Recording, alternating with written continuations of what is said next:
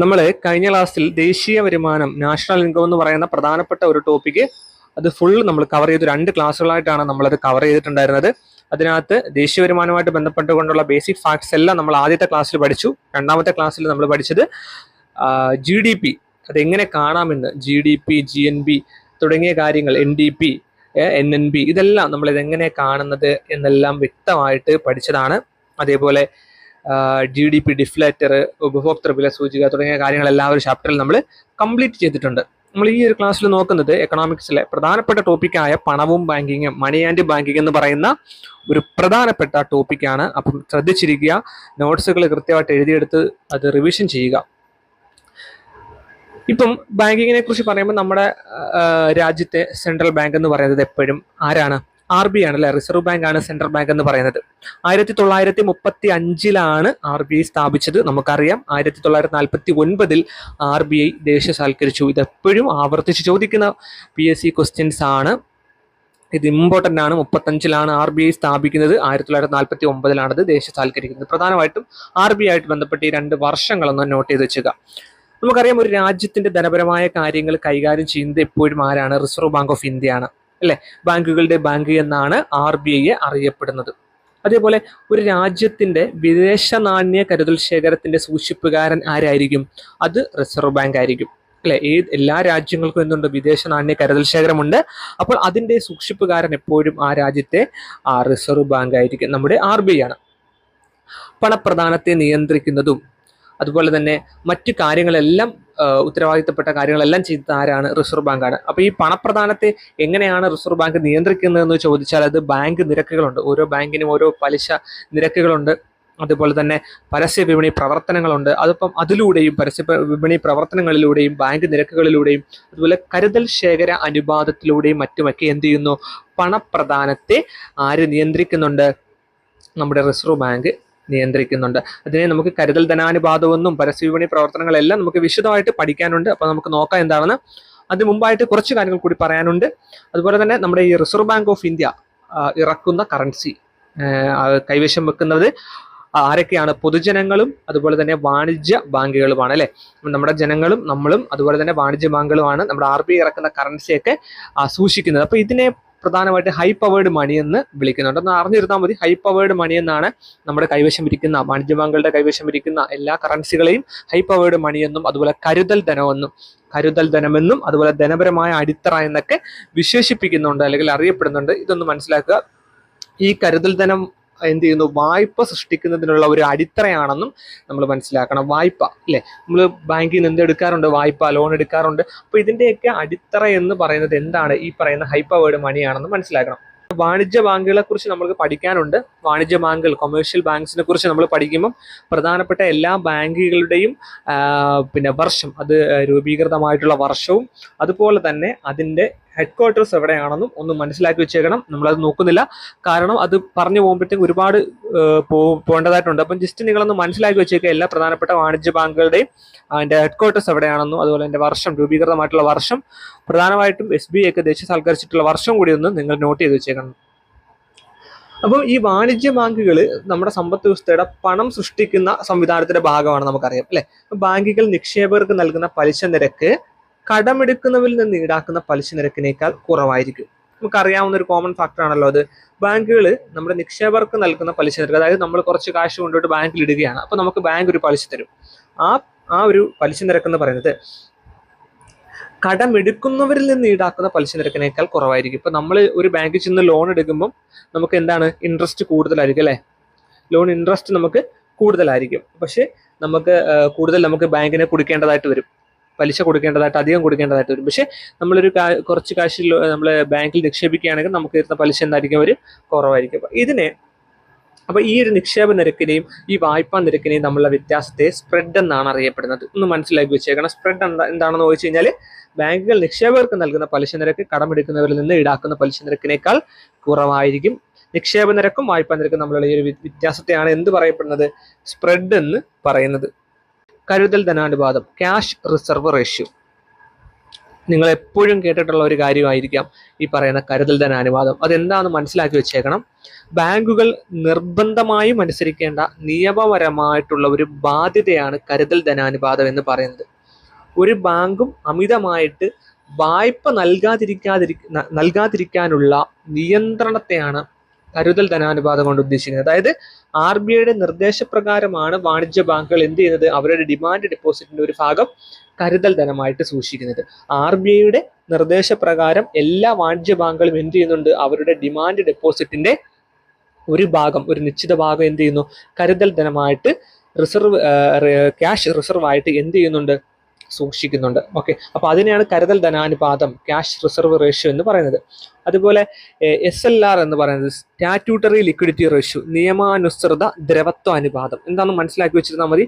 പണമോ സ്വർണമോ മറ്റു സെക്യൂരിറ്റികളോ ആയി ബാങ്ക് സൂക്ഷിക്കുന്ന നിക്ഷേപത്തെയാണ് എന്തെന്ന് പറയുന്നത്, SLR എന്ന് പറയുന്നത്. എല്ലാ ബാങ്കിനും എന്തുണ്ട്, SLR ഉണ്ട്. പണമായിട്ടോ സ്വർണമായിട്ടോ അല്ലെങ്കിൽ മറ്റ് സെക്യൂരിറ്റികളോ ബോണ്ടുകളൊക്കെ ആയിട്ടോ ഒക്കെ എന്ത് ചെയ്യുന്നു, എല്ലാ ബാങ്കുകളും എന്ത് ചെയ്യുന്നുണ്ട്, കുറച്ച് ക്യാഷ് അല്ലെങ്കിൽ സ്വർണം മറ്റെന്ത് കാര്യങ്ങളൊക്കെ സൂക്ഷിക്കുന്നുണ്ട്. ആ സൂക്ഷിക്കുന്ന നിക്ഷേപങ്ങളെയാണ് എന്തെന്ന് പറയുന്നത്, SLR എന്ന് പറയുന്നത്, സ്റ്റാറ്റ്യൂട്ടറി ലിക്വിഡിറ്റി റേഷ്യോ എന്ന് പറയുന്നത്, നിയമാനുസൃത ദ്രവത്വ അനുപാതം എന്ന് മലയാളത്തിൽ പറയും. അപ്പോൾ കരുതൽ ധനാനുപാതം എന്താണെന്ന് മനസ്സിലായി.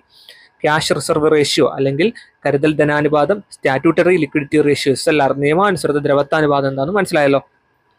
ഇനി നമ്മുടെ RBI എങ്ങനെയാണ് പണപ്രദാനത്തെ നിയന്ത്രിക്കുന്നത്, കൺട്രോൾ മണി സപ്ലൈ എങ്ങനെയാണ് നടത്തുന്നതെന്ന് മനസ്സിലാക്കേണ്ടതായിട്ടുണ്ട്.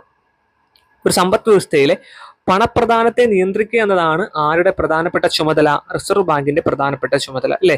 ഇപ്പൊ ഏതൊരു രാജ്യത്തായാലും ആ രാജ്യത്തിന്റെ സമ്പദ് വ്യവസ്ഥയിലെ പണപ്രദാനത്തെ എന്ത് ചെയ്യണം, നിയന്ത്രിക്കണം. അതാണ് ആ ഒരു രാജ്യത്തിന്റെ റിസർവ് ബാങ്കിന്റെ പ്രധാനപ്പെട്ട ഒരു ചുമതല എന്ന് പറയുന്നത്. പണച്ചുരുക്കം, സാമ്പത്തിക മാന്ദ്യം തുടങ്ങിയ സാഹചര്യങ്ങളിൽ പണപ്രദാനം എന്ത് ചെയ്യണം, വർദ്ധിപ്പിക്കണം, അല്ലെ? പണച്ചുരുക്കം ഉണ്ടാകുന്ന സമയത്ത് ആളുകളുടെ കയ്യിൽ പണമില്ല, അതുപോലെ വലിയ സാമ്പത്തിക മാന്ദ്യം ഒരു രാജ്യത്തുണ്ടാകുകയാണ്. അപ്പൊ അങ്ങനെയുള്ള സാഹചര്യങ്ങളിൽ എന്ത് ചെയ്യണം, റിസർവ് ബാങ്ക് പണപ്രദാനം വർദ്ധിപ്പിക്കണം. അപ്പൊ ഈ കരുതൽ ധനാനുപാതം ഉണ്ടെങ്കിൽ മാത്രമേ ആ ബാങ്കുകളുടെ കയ്യിൽ നിശ്ചിത ശതമാനം ക്യാഷോ സ്വർണ്ണോ മറ്റു ലിക്വിഡിറ്റി ആയിട്ട് ഒക്കെ ഉണ്ടെങ്കിൽ മാത്രമേ എന്ത് ചെയ്യാൻ പറ്റത്തുള്ളൂ, പണപ്രദാനം വർദ്ധിപ്പിക്കാൻ പറ്റത്തുള്ളൂ, അല്ലെ? അപ്പൊ ഇത്തരം ഒരു സാഹചര്യം, പണച്ചുരുക്ക സാഹചര്യം, സാമ്പത്തിക മാന്ദ്യം തുടങ്ങിയ സാഹചര്യങ്ങളൊക്കെ എന്ത് വേണം, പണപ്രദാനം വർദ്ധിപ്പിക്കണം. അതുപോലെ പണപ്പെരുപ്പം, ആളുകളുടെ ഇഷ്ടം പോലെ ക്യാഷായി, പണപ്പെരുപ്പം ഉണ്ടായി, സാമ്പത്തിക അഭിവൃദ്ധി, ജനങ്ങളിലെല്ലാം നല്ല സാമ്പത്തിക അഭിവൃദ്ധി തുടങ്ങിയ അങ്ങനത്തെ സാഹചര്യം വരുമ്പോൾ എന്ത് ചെയ്യണം, പണപ്രദാനം ചുരുക്കണം. അതെങ്ങനെയൊക്കെയാണ് ചുരുക്കുന്നത്, എങ്ങനെയൊക്കെയാണ് വർദ്ധിപ്പിക്കുന്നത് എന്നുള്ള കാര്യങ്ങളൊക്കെ നമുക്ക് മനസ്സിലാക്കാം.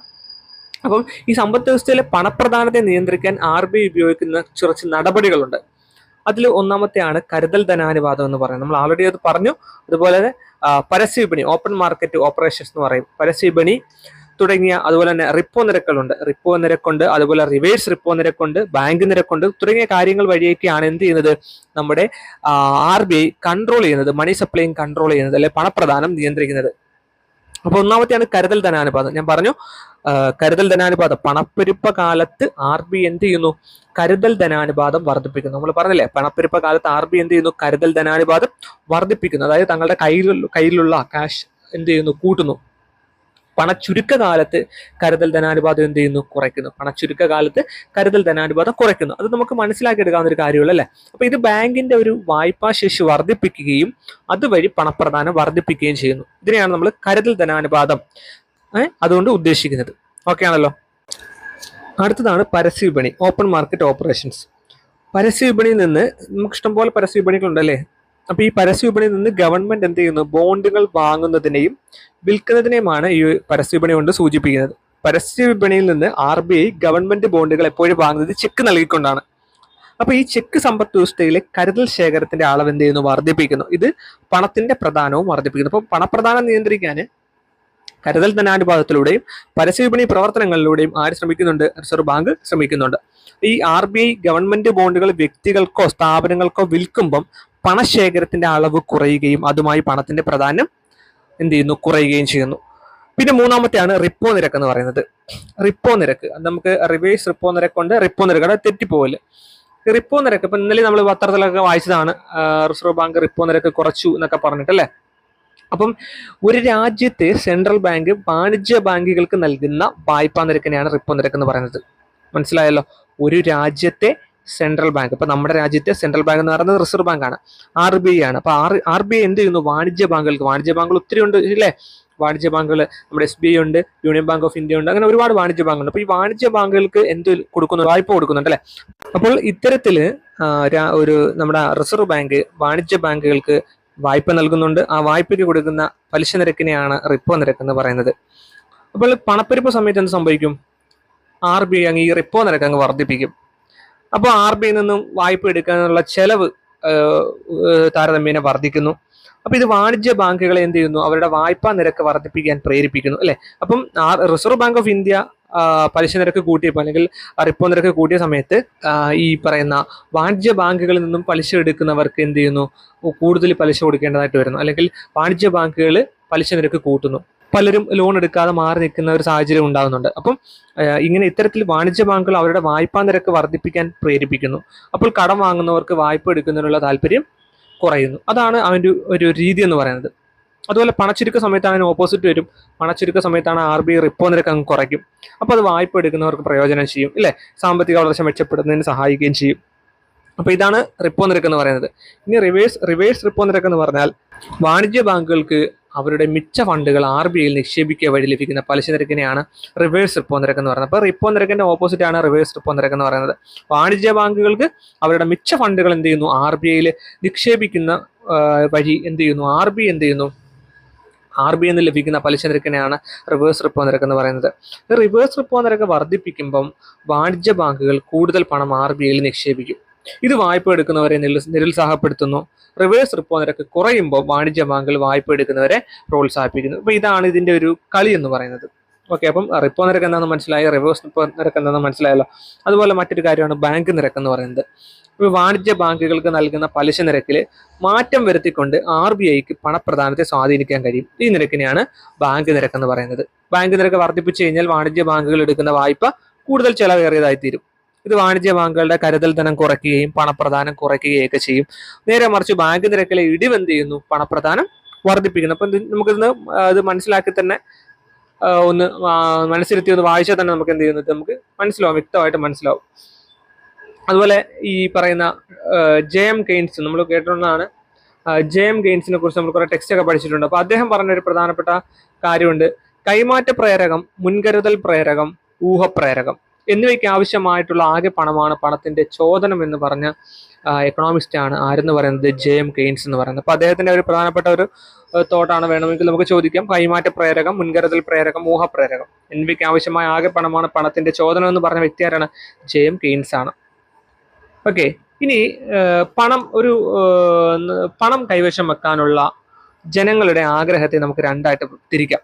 ഒന്ന് കൈമാറ്റ പ്രേരകം, ട്രാൻസാക്ഷൻ മോട്ടീവ് എന്നും ഊഹപ്രേരകമെന്നും സ്പെക്കുലേറ്റീവ് മോട്ടീവ് എന്നും നമുക്ക് രണ്ടായിട്ട് തിരിക്കാം. അപ്പൊ ഏതൊരു മനുഷ്യനും പണം കൈവശം വെക്കാനുള്ള ഒരു ആഗ്രഹത്തെയാണ് കൈമാറ്റ പ്രേരകമെന്നും അതുപോലെ ഊഹപ്രേരകമെന്നും ട്രാൻസാക്ഷൻ മോട്ടീവ് എന്നും സ്പെക്കുലേറ്റീവ് മോട്ടീവ് എന്നും നമുക്ക് രണ്ടായിട്ട് തിരിക്കാം. കൈമാറ്റ പ്രേരകം അല്ലെങ്കിൽ ട്രാൻസാക്ഷൻ മോട്ടീവ് എന്ന് പറഞ്ഞാൽ ദൈനംദിന ഇടപാടുകൾ നടത്തുന്നതിന് വേണ്ടി പണം സൂക്ഷിച്ചു വെക്കാനുള്ള ജനങ്ങളുടെ ആഗ്രഹത്തെയാണ് കൈമാറ്റ പ്രേരകം എന്ന് പറയുന്നത്. ഒരു ദിവസവും നമ്മൾ ഇടപാടുകൾ നടത്താറുണ്ട് അല്ലേ? നമ്മൾ കടയിൽ പോയി സാധനങ്ങളൊക്കെ വാങ്ങാറുണ്ട്. അപ്പം ഈ ഒരു ദൈനംദിന ഇടപാടുകൾ നടത്തുന്നതിന് വേണ്ടിയിട്ട് നമുക്ക് എന്ത് ചെയ്യണം? പണം സൂക്ഷിച്ചു വെക്കാനുള്ള ജനങ്ങളുടെ സേവ് ചെയ്ത് വെക്കാനുള്ള, നാളെ ഒരു ആവശ്യം വന്നു കഴിഞ്ഞാൽ നമുക്ക് ചിലവാക്കണം വേണ്ടി നമുക്ക് എന്ത് വേണം? കാശ് വേണം. അപ്പൊ അതിന് വേണ്ടിയിട്ട് സേവ് ചെയ്ത് വെക്കാനുള്ള ജനങ്ങളുടെ ആഗ്രഹത്തെയാണ് കൈമാറ്റ പ്രേരകം എന്ന് പറയുന്നത്. ഇനി സ്പെക്കുലേറ്റീവ് മോട്ടീവ്, ഊഹപ്രേരകം എന്ന് പറഞ്ഞാൽ ഭൂമി, സ്വർണം, ബോണ്ടുകൾ, സെക്യൂരിറ്റികൾ തുടങ്ങിയ ആസ്തികളുടെ രൂപത്തിൽ ജനങ്ങൾ എന്ത് ചെയ്യുന്നു? പണം കൈവശം വെക്കുന്നു. ഭാവിയിൽ ഇതിന്റെ വില ഉയരുമെന്നും ജനങ്ങൾ എന്ത് ചെയ്യുന്നുണ്ട്? വിശ്വസിക്കുന്നുണ്ട്. അങ്ങനെ ഇതിന്റെ വില കുറയുമ്പോൾ എന്ത് ചെയ്യുന്നു? ജനങ്ങൾ ഇവയെല്ലാം വാങ്ങുന്നു. വില കൂടുമ്പോൾ എന്ത് ചെയ്യുന്നു? ലാഭം കിട്ടാനായിട്ട് അവ വിൽക്കുന്നു. ഇതാണ് ഊഹക്കച്ചവടം അല്ലെങ്കിൽ ഊഹപ്രേരകം എന്നൊക്കെ പറയുന്നത്. ഇപ്പം സ്വർണത്തിന് ഭയങ്കര വിലയാണ്, ഇനി അങ്ങോട്ട് കൂടിക്കൊണ്ടേയിരിക്കത്തുള്ളൂ. അപ്പൊ ഇപ്പം ഉള്ള ഒരു പൈസക്ക് താങ്കളുടെ പൈസ ഉണ്ടെങ്കിൽ മേടിച്ചു വെക്കുക. കുറെ നാൾ കഴിയുമ്പോൾ നല്ല വില നല്ലോണം കൂടുമ്പോൾ എന്ത് ചെയ്യാം? വിൽക്കാം. ആ ഒരു ഇതിനെയാണ് നമ്മൾ ഊഹപ്രേരകം, സ്പെക്കുലേറ്റീവ് മോട്ടീവ് എന്ന് പറയുന്നത്. അതുപോലെ ദ്രവത്വകണിയുണ്ട്, ലിക്വിഡിറ്റി ട്രാപ്പ്. ഇതൊക്കെ ഒന്ന് മനസ്സിലാക്കി വെച്ചിരുന്നാൽ മതി. ദ്രവത്വകണി അല്ലെങ്കിൽ ലിക്വിഡിറ്റി ട്രാപ്പ്, പലിശ നിരക്ക് വളരെ കുറഞ്ഞ നിലയിലെത്തുമ്പോൾ ആളുകൾ എന്ത് ചെയ്യുന്നു? പണം കൈവെക്കാം കൂടുതൽ ആഗ്രഹിക്കുന്ന അവസ്ഥ. ഇതിനെയാണ് ദ്രവത്വകണി എന്ന് പറയുന്നത്. പലിശ നിരക്ക് വളരെ കുറഞ്ഞ നിലയിലെത്തുമ്പോൾ ആളുകൾ എന്ത് ചെയ്യുന്നു? പണം കൈവെക്കാൻ കൂടുതൽ ആഗ്രഹം കാണിക്കും. അതിനെയാണ് ദ്രവത്വകണി എന്ന് പറഞ്ഞാൽ. അപ്പം ബാങ്കിൽ നിന്ന് നിക്ഷേപിച്ചാൽ വലിയ ഇൻട്രസ്റ്റ് ഒന്നും കിട്ടത്തില്ല. അപ്പൊ എന്ത് ചെയ്യുന്നു? ആളുകൾ അവിടെ കയ്യിൽ തന്നെ പണം വെക്കുന്നു. പലിശ നിരക്ക് കൂടുമ്പോൾ കൊണ്ടുപോയിട്ട് നിക്ഷേപിക്കാൻ വേണ്ടിയിട്ട്. അതുപോലെയാണ് ബോറോയിങ് റേറ്റ്, കടമെടുക്കുന്ന നിരക്ക്. വാണിജ്യ ബാങ്കുകൾ നിക്ഷേപകർക്ക് നൽകുന്ന പലിശയാണ് ബോറോയിങ് റേറ്റ് എന്ന് പറയുന്നത്. ഇപ്പം നമ്മൾ കുറച്ച് ക്യാഷ് ബാങ്കിൽ നിക്ഷേപിക്കുകയാണെങ്കിൽ ബാങ്ക് നമുക്കൊരു പലിശ തരും.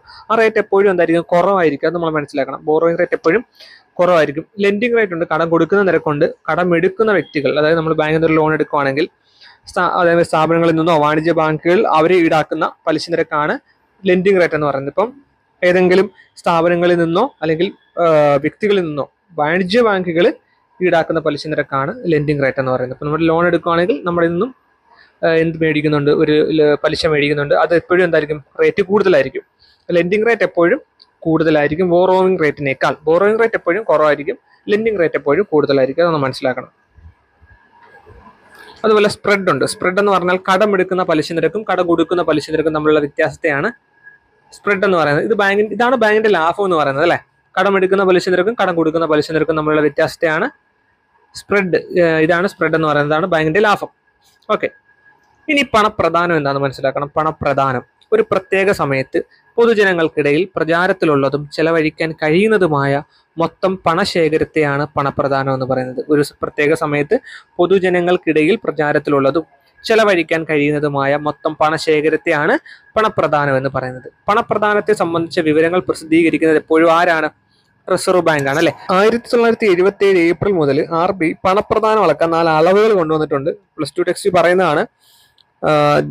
വലിയ ഇമ്പോർട്ടൻ്റ് ഉണ്ടോ എന്ന് വെച്ച് കഴിഞ്ഞാൽ നമുക്കറിയാൻ പറ്റില്ല. വേണമെങ്കിൽ ഈ ഒരു ടോപ്പിക്കിനകത്ത് വരുന്ന ഒരു കാര്യം ആയതുകൊണ്ട് വേണമെങ്കിൽ ചോദിക്കാം. അപ്പൊ ജസ്റ്റ് ഒന്ന് മനസ്സിലാക്കി വെച്ചേക്കാം. പ്രധാനമായിട്ടും പണപ്രദാനം അളക്കാൻ 4 അളവുകൾ RBI കൊണ്ടുവന്നിട്ടുണ്ട്. M1, M2, M3, M4 എന്നിങ്ങനെയാണ് 4 അളവുകൾ. ജസ്റ്റ് ഒന്ന് മനസ്സിലാക്കി വെച്ചിരുന്നാൽ മതി. M1 എന്ന് കണ്ടുപിടിക്കാൻ വേണ്ടിയിട്ട് CU+DD എന്ന് പറഞ്ഞൊരു കാര്യമാണ് അവിടെ കൊടുത്തിരിക്കുന്നത്. CU+DD, അതായത് CU എന്ന് പറഞ്ഞാൽ കറൻസിയാണ്. അതായത് പൊതുജനങ്ങളുടെ കൈവശമുള്ള കറൻസി.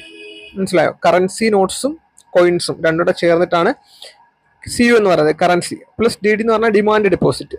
ഇത് രണ്ടുകൂടെ ചേർന്നിട്ടാണ് M1 എന്ന് പറയുന്നത്. M2 ആണെങ്കിൽ M1 plus post office savings ബാങ്കുകളിലെ സേവിങ്സ് ഡെപ്പോസിറ്റുകൾ. ഓക്കെ, പണപ്രദാനം അളക്കാൻ വേണ്ടിയിട്ടുള്ള മറ്റൊരു മാർഗമാണ് M2 എന്ന് പറഞ്ഞാൽ M1. അപ്പൊ നമ്മൾ പറഞ്ഞു CU+DD ആണ് M1. ആ M1 plus post office savings ബാങ്കുകളിലെ സേവിങ്സ് ഡെപ്പോസിറ്റുകളാണ് M2 എന്ന് പറയുന്നത്. M3 ആണെങ്കിൽ M1 പ്ലസ് വാണിജ്യ ബാങ്കുകളിലെ അറ്റ കാലാവധി നിക്ഷേപങ്ങൾ. വാണിജ്യ ബാങ്കുകളിലെ അറ്റ കാലാവധി നിക്ഷേപങ്ങളാണ് M3 എന്ന് പറയുന്നത്. M4 M3 പ്ലസ് മൊത്തം പോസ്റ്റ് ഓഫീസ് ഡെപ്പോസിറ്റുകൾ. M3 പ്ലസ് മൊത്തം പോസ്റ്റ് ഓഫീസ് ഡെപ്പോസിറ്റുകൾ. അപ്പൊ ഇതൊന്ന് മനസ്സിലാക്കി വെച്ചേക്കുക. ഒന്ന് എഴുതി ഒന്ന് ജസ്റ്റ് മനസ്സിലാക്കി തന്നെ പഠിക്കണം, ചിലപ്പോൾ ചോദിച്ചാലോ. ഓക്കെ, അതുപോലെ ലാസ്റ്റ് നോട്ട് നിരോധനം നടന്ന വർഷം ഒന്ന് നോട്ട് ചെയ്തേക്ക്. 2016 നവംബർ 8-നാണ് ഡിമോണിറ്റൈസേഷൻ ലാസ്റ്റ് നടന്നിട്ടുള്ളത് അല്ലെ. നോട്ട് നിരോധനം 2016 നവംബർ 8-ന്. ഇത്രയും കാര്യങ്ങളാണ് നമുക്ക് പ്രധാനമായിട്ട് ഈ ഒരു ടോപ്പിക്കിൽ. ഇത്രയും കാര്യങ്ങൾ നമ്മൾ പഠിച്ചാൽ മതി. പ്രധാനപ്പെട്ട എല്ലാ കാര്യങ്ങളും നമ്മൾ പഠിച്ചു. പണവും ബാങ്കിങ്ങുമായിട്ട് ബന്ധപ്പെട്ട് സെൻട്രൽ ബാങ്കിന്റെ ഫങ്ഷൻസ് മനസ്സിലാക്കി. അതുപോലെ തന്നെ പ്രധാനപ്പെട്ട വാണിജ്യ ബാങ്കുകൾ നിങ്ങൾ അത് മനസ്സിലാക്കി പഠിക്കുക. വാണിജ്യ ബാങ്കുകൾ അതിന്റെ ഇയറും അതിന്റെ എച്ചിക്കും വെറുതെ ഒന്ന് മനസ്സിലാക്കുക. കഴിഞ്ഞ പ്രാവശ്യം ചോദിച്ചില്ല എങ്കിൽ നമുക്ക് അറിയാൻ പറ്റത്തില്ല, ചിലപ്പോൾ ചോദിച്ചേക്കാം. അതുപോലെ കരുതൽ ധനാനുപാതം, ക്യാഷ് റിസർവ് റേഷ്യോ പഠിച്ചു എന്താണെന്ന്. അതുപോലെ പണം നിയന്ത്രിക്കാൻ കൺട്രോൾ മണി സപ്ലൈങ് എങ്ങനെയാണെന്ന് മനസ്സിലാക്കി. കരുതൽ ധനാനുപാതവും പരസ്യവിപണി പ്രവർത്തനങ്ങളും റിപ്പോ നിരക്കും റിവേഴ്സ് റിപ്പോ നിരക്കും ബാങ്ക് നിരക്കും എന്താണെന്ന് മനസ്സിലാക്കി അല്ലെ. അതേപോലെ കൈമാറ്റ പ്രേരകം, ഊഹപ്രേരകം, ദ്രവത്വഗണി, ബോറോയിങ് റേറ്റ്, ലെൻഡിങ് റേറ്റ് ഇതെല്ലാം എന്താണെന്ന് നമ്മൾ മനസ്സിലാക്കി. അതുപോലെ തന്നെ സ്പ്രെഡ് എന്താണെന്ന് മനസ്സിലായി, പണപ്രദാനം എന്താണെന്ന് മനസ്സിലായി. അതുപോലെ നമ്മുടെ റിസർവ് ബാങ്ക് പണപ്രദാനത്തെ അളക്കാനുള്ള 4 പ്രധാനപ്പെട്ട അളവുകൾ ഏതെല്ലാമാണെന്നും നമ്മൾ മനസ്സിലാക്കി. അപ്പൊ ഇത്രയും കാര്യങ്ങളാണ് ഈ ഒരു ചാപ്റ്ററിൽ നമുക്ക് പഠിക്കാനുള്ളത്. ഇത്രയും കാര്യങ്ങൾ നിങ്ങൾക്ക് മനസ്സിലായി എന്ന് വിചാരിക്കുന്നു.